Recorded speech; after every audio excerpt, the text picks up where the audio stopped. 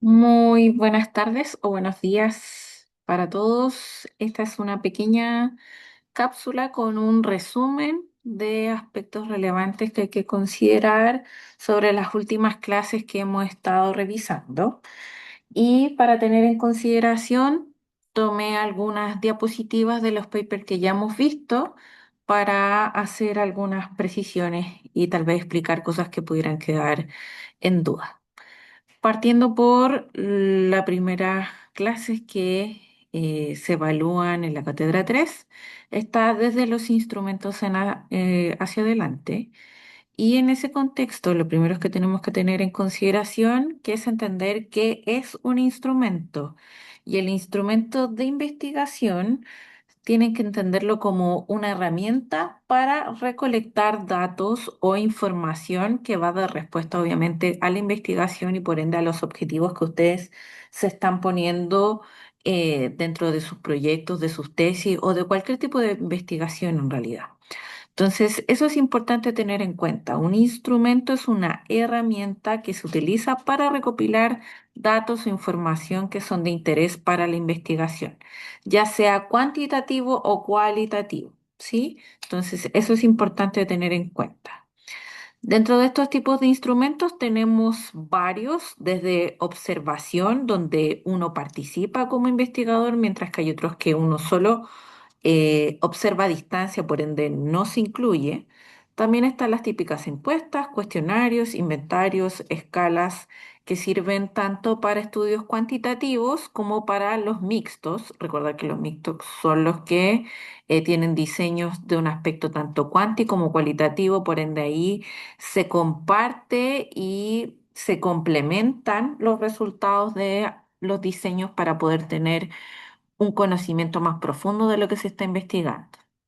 Por otro lado están las entrevistas, que es más común verlo en lo cualitativo y también en lo mixto, y la experimentación, que son obviamente estos diseños más experimentales donde hay una intervención, donde se busca hacer una modificación en algún contexto, donde yo como investigador intervengo, ya sea una intervención educativa, a lo mejor un fármaco que quiero evaluar, y en ese contexto puede ser una experimentación de laboratorio, o sea, en un entorno sumamente controlado, o de campo, que quiere decir que va a ser en la comunidad o población como tal, o en su situación natural.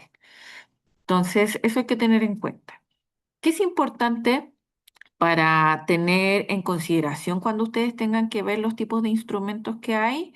Primero, obviamente que sea concordante con los objetivos que ustedes se propusieron. Si es cuantitativo, tiene que responder el instrumento a ese tipo de diseño. Lo mismo si es cualitativo, lo mismo si es mixto.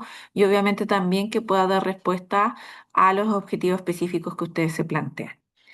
¿Qué es importante también de tener en consideración? Hay que hacer una revisión de la literatura, por eso también ustedes tienen que trabajar en el marco teórico, por ejemplo, porque la idea es que desde esa búsqueda ustedes encuentren las variables o los puntos más importantes de su proyecto y por ende van a tener que buscar instrumentos que permitan conseguir datos sobre eso.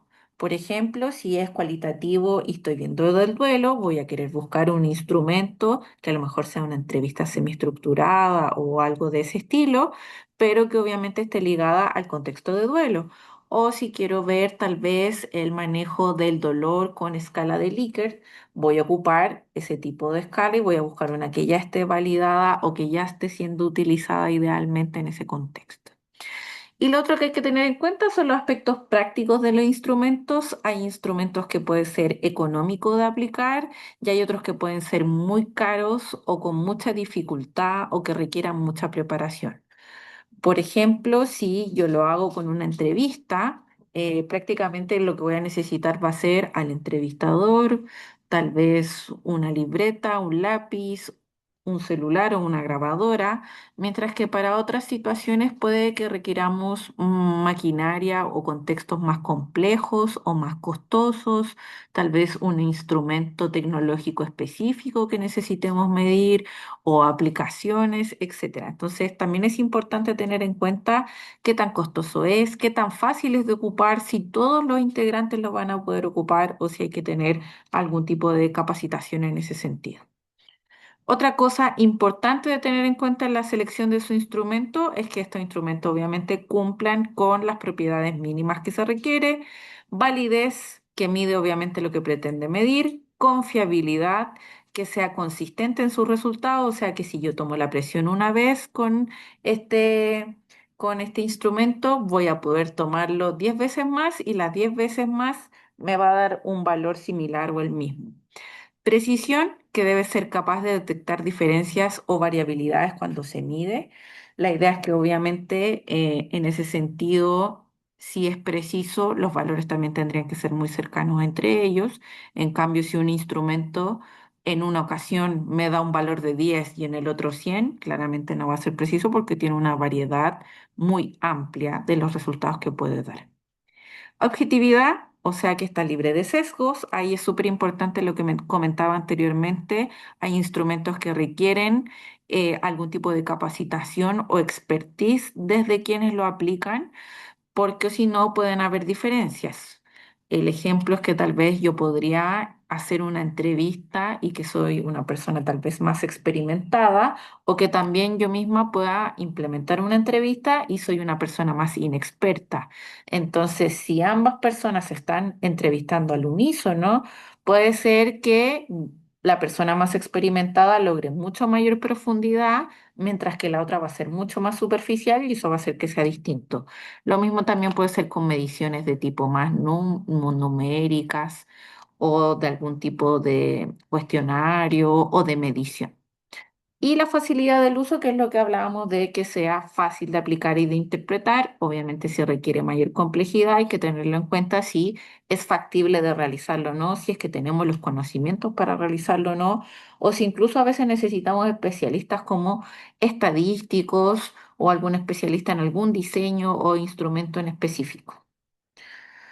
Posteriormente, cuando ya tienen seleccionado el instrumento, hay que empezar a ver los aspectos de la aplicación, cuál es la preparación que requiere este instrumento, la capacitación para que todos los aplicadores lo hagan de la misma forma, preparar los materiales o insumos que sean necesarios.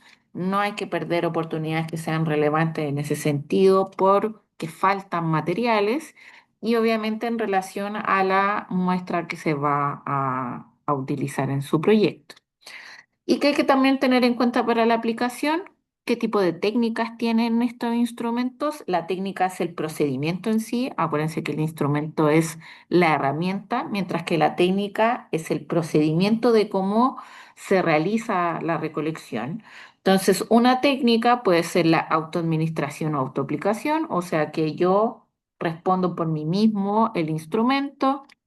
Otra técnica es la entrevista donde una persona va a aplicar un instrumento con preguntas y la otra técnica que puede ser es la observación, donde un observador va a registrar la información de la variable, por ejemplo, que sea de interés. Por ejemplo, cuántas veces se lavan las manos en un turno cierto tipo de personas.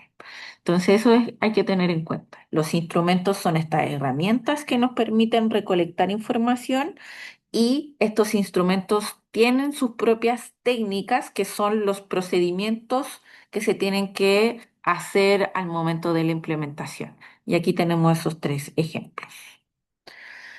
Entonces, cuando ya tenemos eso claro, tenemos que obviamente empezar este proceso de recolectar información y a eso se le llama recolección de datos y eso implica que es en ese sentido esta actividad donde ya podemos recolectar o recopilar la información, ya sea la medición o la entrevista según el contexto en que se tenga que hacer. Lo importante es que eso va a estar siempre determinado por el diseño que ustedes eligieron y obviamente por sus objetivos. ¿Qué es importante de esto? Obviamente tiene que dar respuesta a los objetivos, pero también tiene que ser un proceso de recolección em, persistente, seguro, confiable. Tal como les decía antes, la idea es que si yo soy el investigador uno, voy a recolectar de cierta forma los datos y el investigador 2 va a hacer exactamente los mismos pasos para recolectar los datos.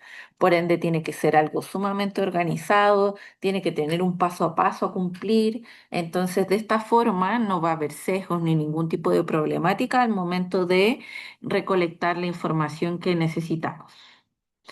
Y una vez que ya tenemos recolectada esta información, tenemos que obviamente llevarlo al proceso de analizar estos datos. Los primeros datos que vimos son los cuantitativos y lo primero que hay que hacer es ordenar la información. Cuando yo, por ejemplo, apliqué una encuesta de Likert, lo hicieron por una aplicación o a través de un QR donde todas estas personas respondieron, a mí se me va a generar obviamente una base donde van a estar sus respuestas, por ende lo primero que tengo que hacer es empezar a ordenar todo este tipo de información colocando los códigos relacionados tanto a las variables como al participante. Recordar que aquí los participantes no tienen nombre ni tienen que tener una forma en que yo los pueda identificar, sino que les pongo un código como P1 de participante uno o de E1, entrevista uno. Los códigos pueden variar obviamente dependiendo del contexto en el que estén, pero se debe hacer eso.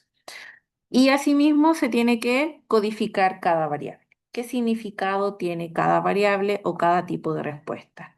Por ejemplo, si dicen sí, va a estar ejemplificado con el número uno. Si dicen que no, va a estar ejemplificado con el número cero. Toda esa depuración y organización de los datos se tiene que hacer en este momento. Y además se tiene que empezar a revisar que la información esté completa. Puede pasar que a lo mejor personas no completaron un cuestionario de manera completa o se equivocaron en la respuesta o les faltaron por responder y ahí uno tiene que tomar la decisión en conjunto con el equipo si a lo mejor esas respuestas se eliminan o si finalmente se integran o no con ciertas observaciones. Entonces, eso es importante tener en cuenta. Todo este proceso tiene que ser súper riguroso, súper ordenado, súper esquematizado, al igual que la recolección de los datos, porque si no podríamos confundir respuestas, cambiar su significado e incluso perder información si no lo hacemos de la manera adecuada. Entonces, ¿qué viene después de hacer esa depuración? Tengo que ver obviamente el recuento de estos datos, el traspaso a una planilla formal, ya sea de Excel o de otro tipo de programa según lo que queramos hacer y revisar estos datos. Si encuesté a 50 personas, quiere decir que tengo que tener 50 respuestas de cada una de las preguntas. No me pueden faltar, no pueden haber de sobra, porque si no hay algo mal que está hecho en el proceso. Y posteriormente, después de esto, tenemos que hacer el análisis y la interpretación de los datos. Revisar los resultados, analizar, interpretar y obviamente después eso se va a llevar a la presentación más habitual, que son el uso de figuras o de tablas estadísticas que nos apoyan visualmente para poder organizarlo, para que cause un mayor impacto, para que sea llamativo y también es una forma también de resumen en muchas ocasiones que colaboran obviamente con todo el proceso de entender cuáles fueron los resultados que se obtuvieron. ¿Qué es importante tener en cuenta y que ustedes lo van a tener que elaborar y además de analizar? Es que en las tablas obviamente tenemos que tener en cuenta que tienen ciertos elementos importantes como la presentación, el cuerpo, la fuente, y la idea obviamente es que siempre debe estar ordenado y responder a estas preguntas en sí. ¿Cuál es la recomendación? Ustedes tienen que saber interpretar resultados a partir de una tabla. Por tanto, tienen que poder seguir estos pasos que se indican aquí. Leer con atención el título y entender cuál es la información que tienen. Siempre ver las notas explicativas porque generalmente tienen información que es relevante y que puede cambiar el contexto de la información de la tabla. Por ende, tengo que leerlo o fijarme si es que tiene alguna nota explicativa. Revisar cuáles son las unidades de medida de la tabla. No va a ser lo mismo si me dicen que son centímetros, si son metros, si son inches, si son otro tipo de medida. Revisar si está en medidas totales, me refiero a números cerrados, o si está con porcentajes. Y lo mismo, ya en el último paso, es poder relacionar estos resultados totales con los individuales según las variables que estén viendo. De esa forma ustedes van a poder ver el comportamiento de cada uno de los aspectos. Entonces, en la clase nosotros revisamos esta tabla. Aquí tenemos el título que dice personas incapacitadas en un periodo de 2 semanas e ingreso económico familiar anual. Sale dónde fue, que fue en Colombia y cuáles fueron los años. A mí inmediatamente ya sé que están los valores en formato de tasa y que son por 1000 habitantes. Eso ya me queda claro al tiro, por ende no tengo la confusión si son 100.000, si son 10.000, son 1000 habitantes. Y abajo, en la nota de pie, dice que es en pesos. Eso es una nota súper aclaratoria porque esto podría ser en cualquier tipo de moneda que fuera de otro tipo, desde dólares, euros, etcétera, si bien sabemos que es en el contexto de Colombia, pero siempre hay que asegurarse de entender, sobre todo cuando es literatura o información eh, internacional, donde tal vez nosotros no tenemos tanto conocimiento de cómo se manejan en ese sentido.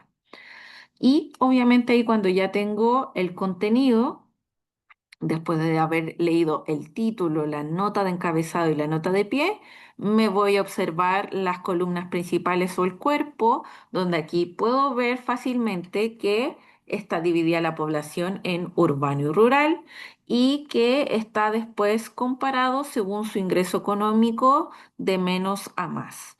Por ende, ahí recién empiezo a hacer una evaluación, un análisis de la información que estamos obteniendo en este sentido, ¿sí?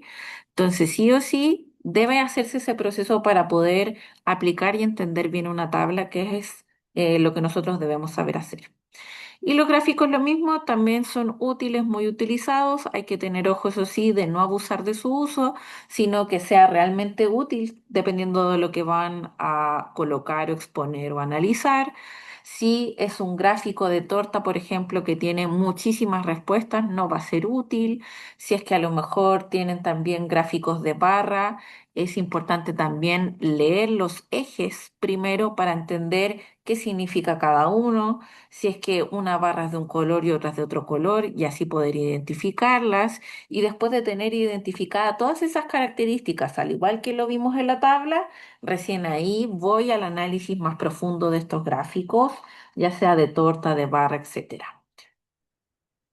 ¿Qué otra parte es importante cuando ustedes ya empiezan a hacer este tipo de exposición de los resultados cuantitativos? Es que si es que ustedes van a requerir análisis estadísticos, y aquí solamente nos vamos a adentrar en dos grupos que son lo descriptivo y lo inferencial.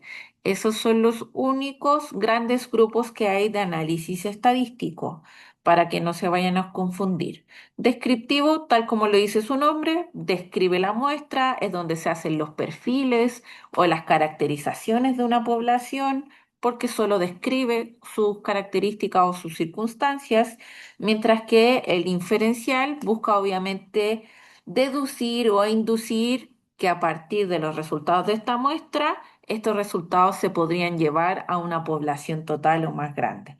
Por ende, busca predecir ciertos sucesos que puedan ocupar o ciertas tendencias o resultados. Dentro de las estadísticas descriptivas, las más conocidas son las medidas de tendencia central y las medidas de dispersión. Medidas de tendencia central tenemos la media, la mediana y la moda, y las medidas de dispersión, rango, desviación estándar, la varianza y la variabilidad relativa.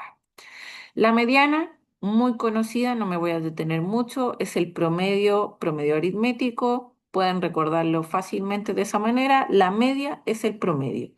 Un ejemplo fácil para que lo puedan tener en cuenta es cuando ustedes mismos, por ejemplo, sacan el promedio de notas, va en la misma relación. Entonces ahí tienen un ejemplo para poder caracterizarlo. La mediana, hay que tener en cuenta que yo requiero ordenar los datos sí o sí, obligatoriamente, desde el más pequeño al más grande, y el valor que esté al medio va a ser el valor de mi mediana. Por ende, se hace, como dice el texto, una división del 50 y 50. Si ustedes ven aquí la imagen, los ordenaron de menor a mayor y el que estaba al medio en altura fue el valor de la mediana. ¿Qué es importante tener en consideración? Que les puede pasar que hayan valores numéricos que sean pares, por ende no tengo este ejemplo como el de acá que son impares y rápidamente tengo el valor de la mediana, sino que ahí, ¿qué tengo que hacer cuando son pares? En el ejemplo tenemos 2, 4, 6 y 8. Como son pares, tomo los dos números que están al medio, los sumo y los divido en 2. Y ese valor va a ser el que me va a dar la mediana. Entonces, la mediana, recalcando, va a ser el valor que está al medio, ¿cierto? Por ende, es obligatorio ordenar los datos de menor a mayor y cuando es impar es fácil porque es solo el número que está al centro, mientras que cuando es par voy a tener que tomar los dos números centrales, sumarlos y dividirlos en dos porque voy a tener que calcular su promedio y de esa forma voy a tener el valor de la mediana. La moda, muy fácil, es solamente el valor que más se repite. En la imagen se puede ver claramente de este total de personas, hay tres mediciones o alturas que se repiten, por tanto es la moda porque es el dato más habitual o el que más está presente. Por otro lado están las medidas de dispersión, que estas son obviamente un poco más complejas y como dice el nombre, la dispersión trata de ver cuál es la variedad o variabilidad dentro de los datos que tenemos. Entonces, en este sentido, la idea es que uno lo compara principalmente con el promedio y puede ver cuánta variabilidad dentro de los datos hay en ese sentido. Puedo tener un promedio, por ejemplo, de 5, pero tengo datos que hay de uno, hay de 10 y por ende hay una variedad importante. Y en otro grupo podría también tener el mismo promedio de 5, pero el valor menor va a ser 4 y el otro va a ser 6, donde va a tener una variabilidad o una variedad mucho más reducida. Entonces, eso es lo que busca ver las medidas de dispersión. ¿Qué tan variables o qué tanto diferencias hay entre los distintos datos que nosotros vamos a tener o que ya tenemos en realidad? Dentro de estas medidas de dispersión, uno de los más fáciles de contemplar va a ser el rango, porque solamente tienen que tomar el dato más alto con el menor y hacer la diferencia entre ellos. Es una resta en ese sentido. Al dato mayor le resto el menor y ahí tengo el rango o la amplitud de cuánta variedad hay en ese sentido. ¿Cuál es el problema de este tipo de información? Es que puede suceder que yo tenga, como el ejemplo que es de edades, yo podría tener muchas personas que son cercanas más a la edad de 24 años y solo una de 18, pero el rango va a ser 6 igual, o en el contrario, que tuviera muchas personas con 18 años o cercano a ese valor y solo una, por ejemplo, de 24 y sigue siendo el mismo rango de amplitud de 6 años porque sí o sí tengo que tomar el mayor valor y restarlo con el menor. Por ende, en ese sentido, se pierde información de la estructura interna de los datos. Entonces hay que tener eso en consideración cuando se utiliza el rango. La varianza, como les había comentado, esto no van a tener que aprender a calcularlo en este momento porque es de mayor complejidad para lo que necesitamos ahora, pero sí es importante conocer bien cómo se define y en ese sentido es que la varianza es la media aritmética al cuadrado de las desviaciones respecto a su media. Sí o sí tienen que tener en cuenta que es la media aritmética al cuadrado. Esa es una diferencia principal con el siguiente estadística que viene, porque al ser al cuadrado es mucho más difícil el poder analizarla. Se hace muy dificultoso, puede ser mucho más, generar mucho más confusión y por tanto se utiliza menos en esa parte. Es una dificultad importante en ese sentido. Entonces, por ejemplo, aquí que estamos viendo de kilogramos, si yo calculo la varianza, va a quedar con kilogramos al cuadrado y no solo kilogramos. Por ende, eso ya hace más difícil su uso en ese sentido. ¿Sí? Entonces, eso para tener en cuenta. Aquí también hay otro ejemplo como para entender en qué consiste. Y la idea, obviamente, de la varianza va a ver si son los valores más homogéneos o más distintos o heterogéneos entre sí, dependiendo obviamente del valor. Ese ejemplo lo pueden revisar posteriormente en el PPT. Pero sí me interesa que les quede claro que es la media aritmética de los cuadrados. O sea que aquí, por ejemplo, si nuestra unidad fueran los grados Celsius, aquí los grados Celsius quedarían al cuadrado. Si lo estoy midiendo en metros, van a ser metros cuadrados. Entonces, todo eso va a ser mucho más difícil para poder evaluar. Por tanto, como la varianza es tan difícil y compleja de analizar por esta situación de que es al cuadrado, se ocupa mucho más la desviación estándar, que es la raíz cuadrada de la varianza. Por ende, no está al cuadrado y es mucho más fácil de poder analizar.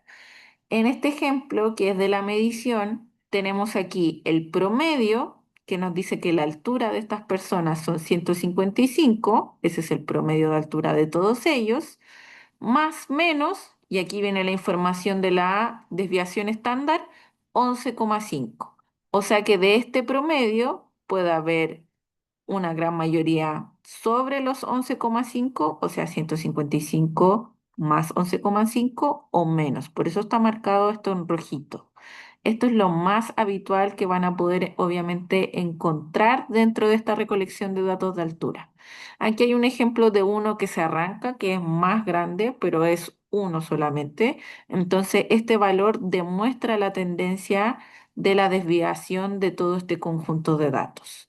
La gran mayoría está dentro de este rango, porque están dentro obviamente de la marquita roja, por ende están dentro de lo común que dice de este valor.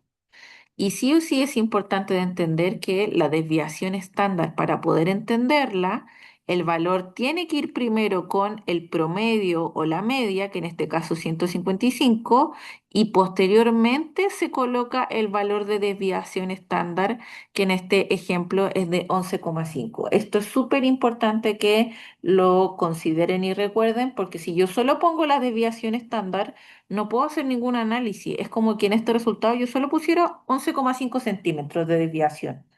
Pero ¿con respecto a qué? ¿Con respecto a qué altura? ¿Con respecto a qué medición? No podría generar este rango.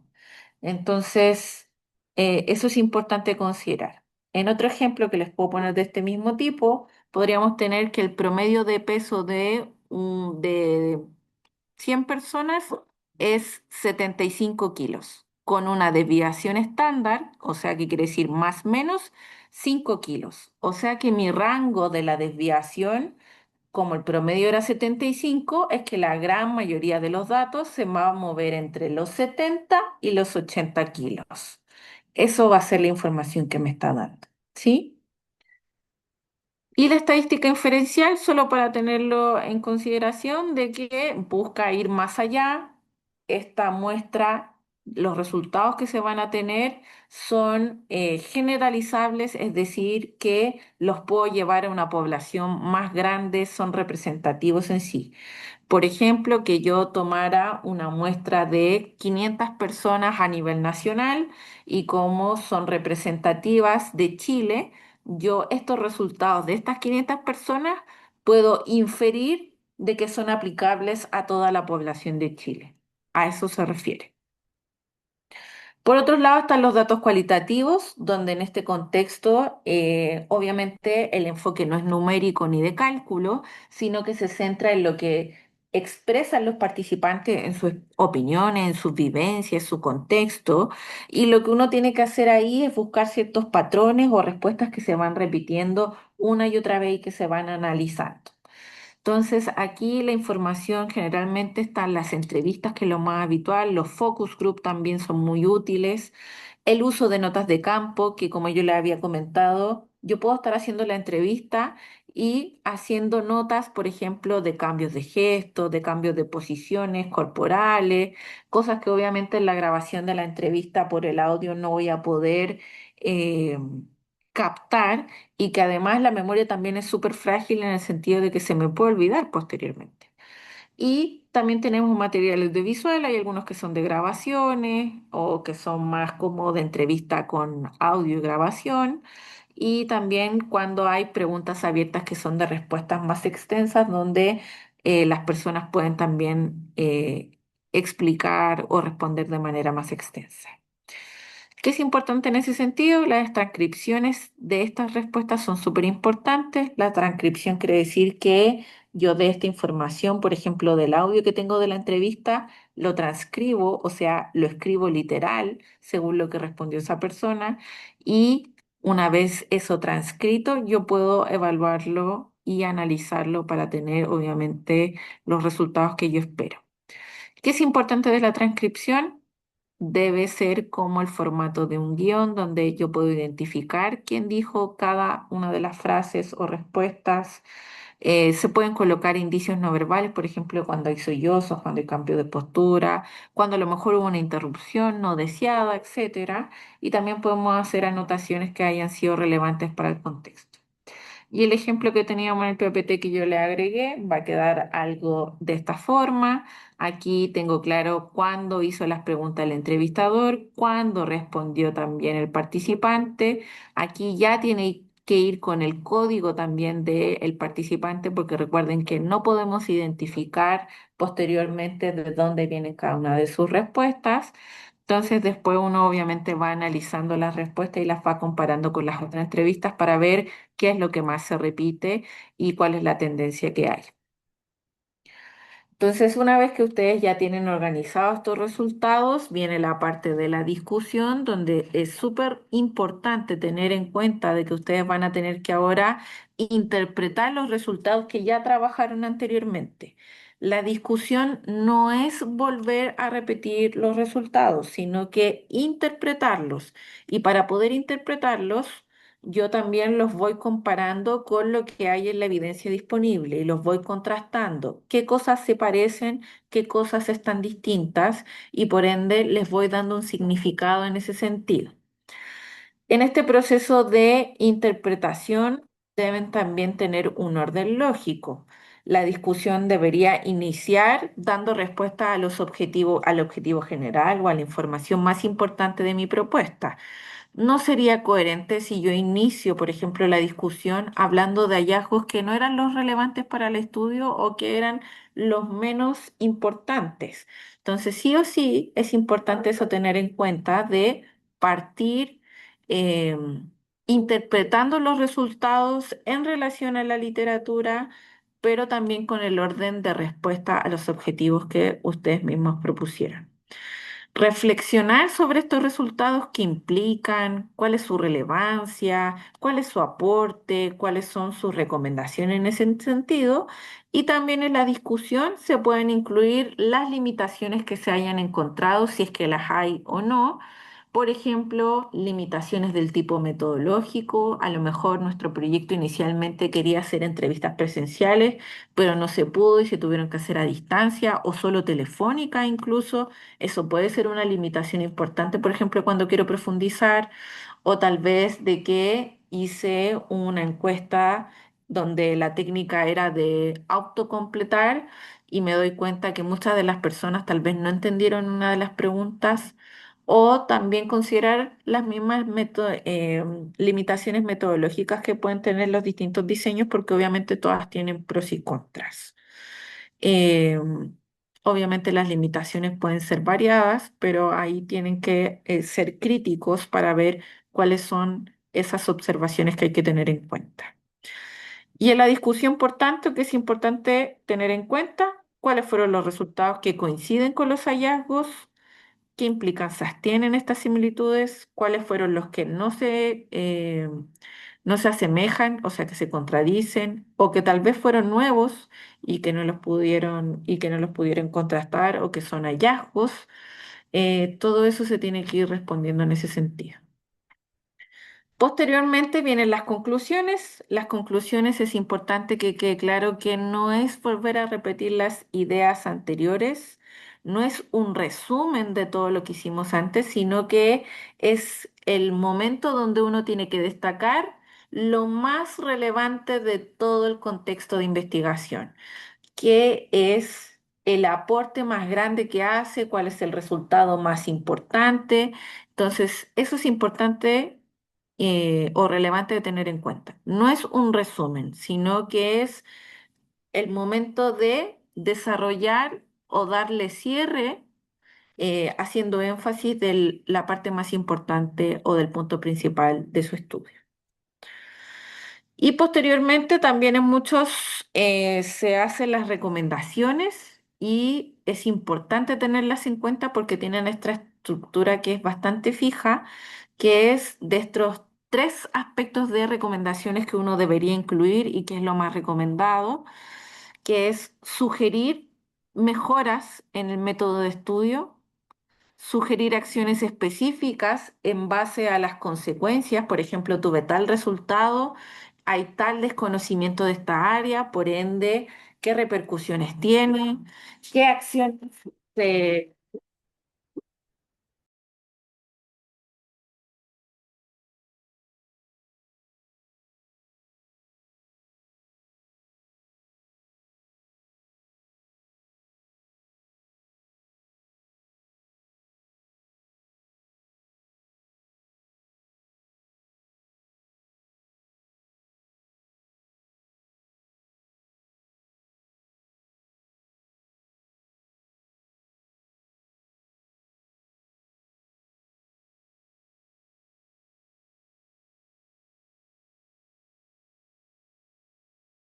Ya.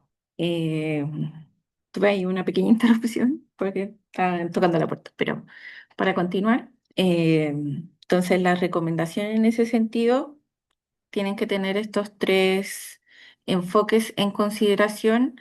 Pueden haber proyectos que requieran más el desarrollo de uno o de otro, pero siempre tienen que tener en cuenta si es que son aplicables estos tres tipos de sugerencias, así que es súper importante que lo tengan en consideración. Y uno es las mejoras que se pueden hacer del tipo metodológico, las acciones específicas en base a las consecuencias y sugerencias de futuras investigaciones. Por ejemplo, tal vez yo estoy iniciando con algo, con una investigación de diseño exploratorio porque es una temática nueva y posteriormente, según los resultados, yo puedo ver que tal vez las entrevistas se pudieron hacer desde otra forma y esa es una recomendación del tipo del método.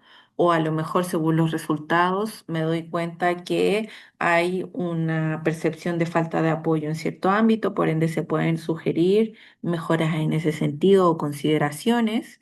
Y a su vez, en este mismo estudio exploratorio, como fue solamente transversal de un momento, puedo sugerir que en futuras investigaciones, para poder profundizar, se pueda hacer a lo mejor algo longitudinal donde se pueda hacer un seguimiento y se puedan ver si hay cambios en la percepción, por ejemplo, en el tiempo. Entonces, estos tres enfoques de sugerencia tienen que tenerlos siempre en consideración.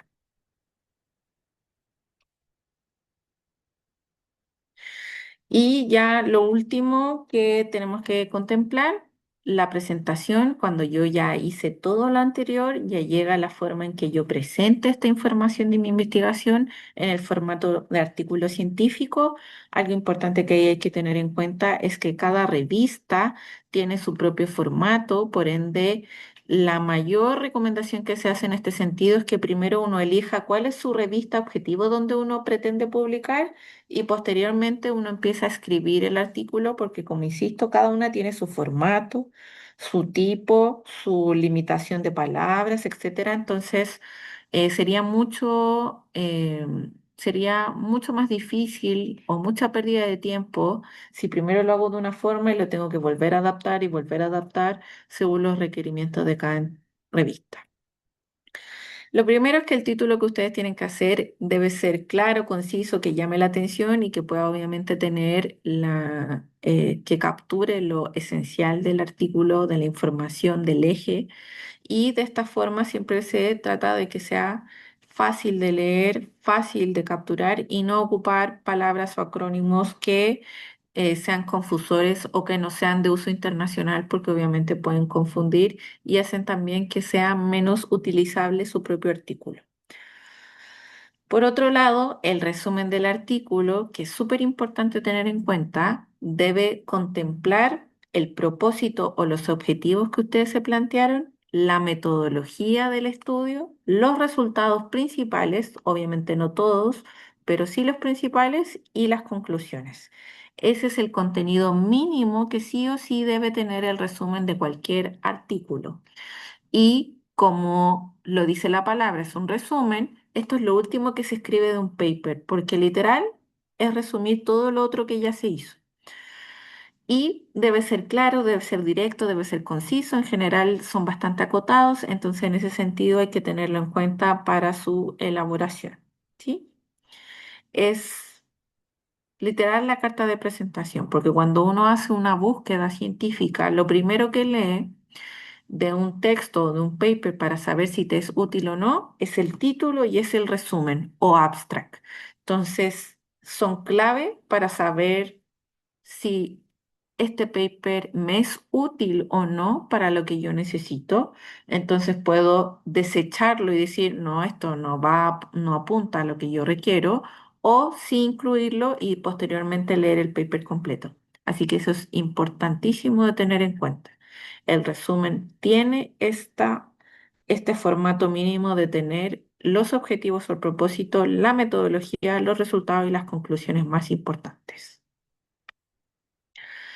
La introducción va a ser muy similar a lo que ustedes van a hacer en su trabajo completo. Esta forma, eso sí, va a ser mucho más reducida. En general, ahí obviamente tienen que sintetizar harto y la idea es que puedan poner los contextos, los antecedentes más relevantes, cuál es el problema y cerrar la introducción con el objetivo general en ese sentido. En los papers habitualmente no se colocan los objetivos específicos porque ocupan más palabras, más letras y son bastante limitados en ese sentido las revistas para la extensión de los textos. Por ende, solamente se utilizan los objetivos generales para dejarlos ejemplificados. Por otro lado, está también después de la introducción la metodología. Aquí tiene que quedar muy bien elaborado porque aquí uno también discrimina si fue el diseño o la forma óptima de cómo se tuvo que hacer. Por ende, tiene que ser concreto, claro y tiene que ser tan bien descrito que una persona cuando lo lee entiende perfecto qué fue lo que hizo este equipo de investigación. Por ende, esta parte es esencial que lo puedan hacer de buena manera. Tiene que ser claro, tiene que ser detallado, tiene que decir cuál es su diseño, cuál es su forma de recolección de datos, cuál es el instrumento que se utilizó, qué análisis se ocupó, fueron análisis estadísticos, descriptivos, inferenciales, se ocupó algún tipo de análisis específico cualitativo, qué se ocupó en ese sentido, porque es la forma de saber el paso a paso de la metodología que utilizó ese equipo. Entonces, aquí tiene que quedar muy bien descrito la metodología. En ese sentido, no es necesario que sea extenso, sino que se nombra. Tiene este diseño, se ocuparon estas metodologías, se ocuparon estos instrumentos de recolección, la muestra es tanto, estos son los tipos de análisis que se utilizaron, sean cualitativos, mixtos o cuantitativos, cómo se manejó, cuáles fueron los criterios. Criterios me refiero de inclusión y exclusión de la muestra. Entonces, esta parte es concisa, pero tiene que detallar toda esa información metodológica para que la persona que lo está leyendo tenga clarísimo cómo lo hizo el equipo investigador. Y posteriormente vienen los resultados de las discusiones. Aquí obviamente el paper es limitado en su extensión, por ende los resultados tienen que ser los más importantes, obviamente los que están más ligados al objetivo general, deben ser precisos. Aquí se ocupa mucho lo de las tablas y los gráficos para poder también ser más breves o poder llamar más la atención en cuanto a la información que se requiere. Y la discusión obviamente también va a ir a que sea la información más relevante a partir de lo que ustedes ya hicieron. Habla también de las limitaciones y de las proyecciones que se buscan y las recomendaciones, que eso ya lo vimos anteriormente. Así que espero que esto les sirva como un breve resumen, tal vez un poco más continuo para poder entender en qué consiste un poco más este tipo de trabajos y no olviden también las lecturas recomendadas sobre esta temática.